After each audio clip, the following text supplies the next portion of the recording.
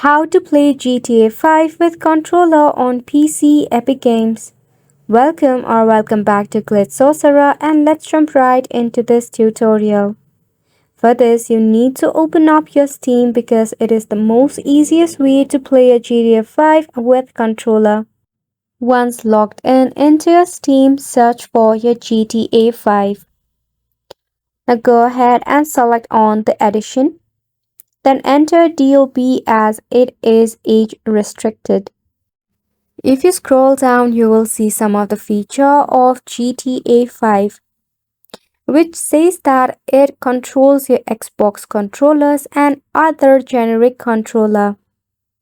Now, if you want to add your GTA 5 that is in your Epic Games, tap on Add a Game option and select on Add a non-Steam game. From here, wait until it loads up and select the Epic Game Launcher and tap on Add Selected.